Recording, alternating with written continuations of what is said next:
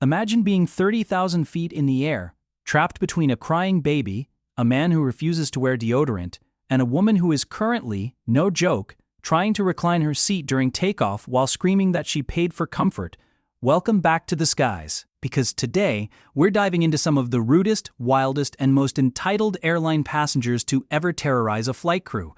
And trust me, by the end of this video, you'll want to send every flight attendant you've ever met a thank you card. Hey everyone, welcome back to the channel.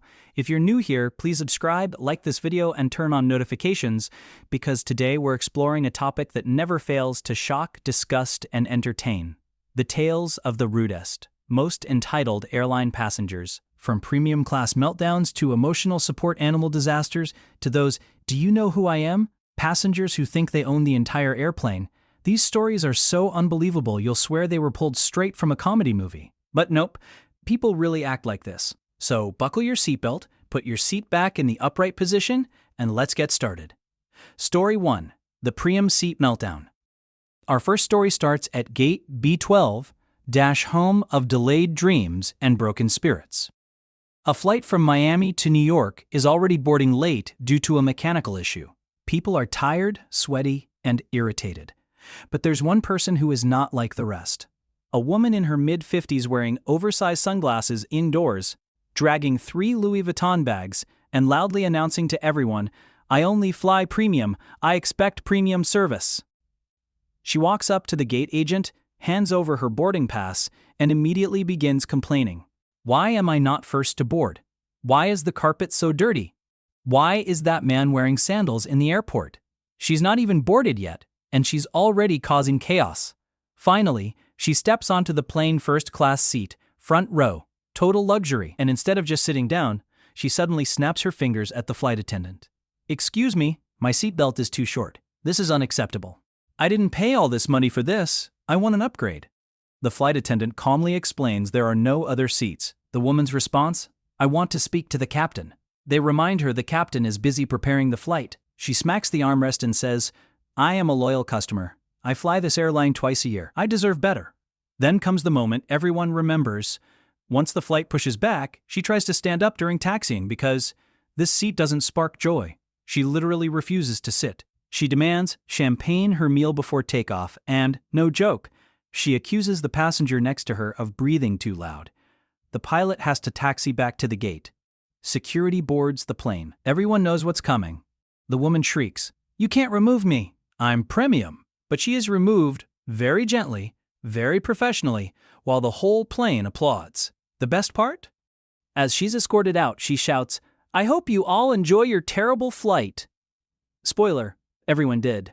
What blows my mind about this story is how some people think paying for a nice seat suddenly turns them into royalty.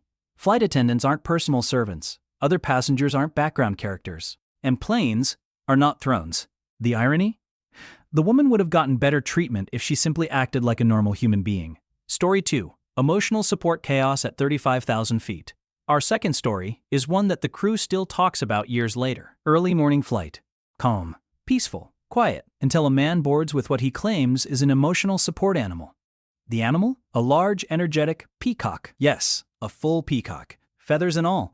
Everyone thinks this is a joke, but nope, the man is dead serious. He insists, "Peppy the peacock goes everywhere with me." Passengers stare as the bird spreads its wings, blocking half the aisle. The gate agents are stunned. The crew is frozen. Someone in economy whispers, "This is how horror movies start." The man tries to walk down the plane with Peppy perched on his shoulder.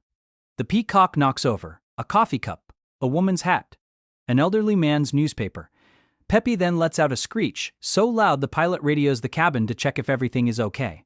But here's where things get really chaotic. The man sits down with his peacock, and the bird immediately tries to jump onto the seat in front of him. Feathers everywhere, people sneezing, kids screaming in excitement.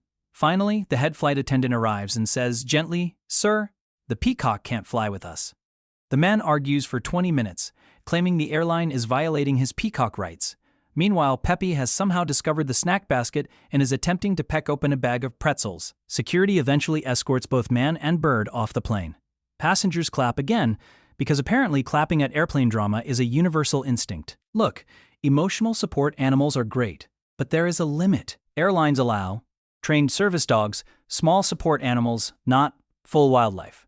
I'm just amazed the crew kept a straight face. If a giant peacock boarded my flight, I would have assumed I was hallucinating. Story 3. The "Do you know who I am?" Passenger. Yes, the classic.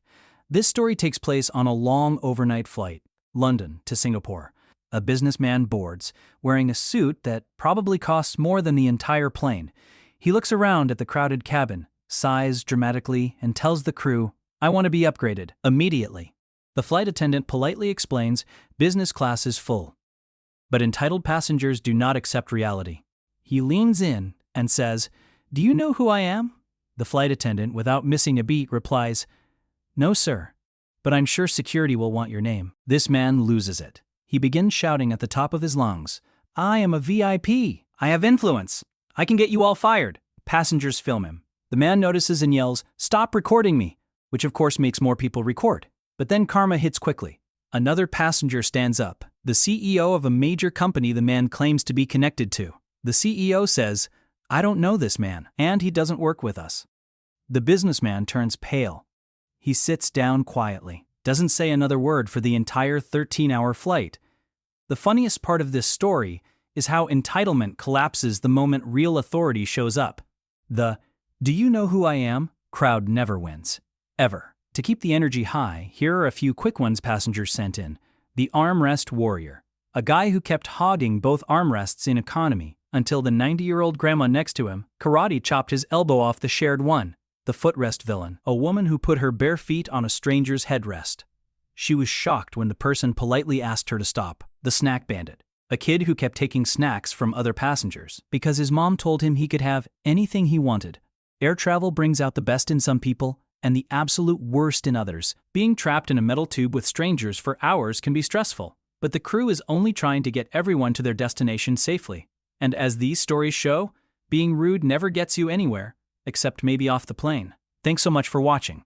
If you enjoyed these stories and want a part 2, because trust me, there are many more, make sure to hit that like button, subscribe, and comment below with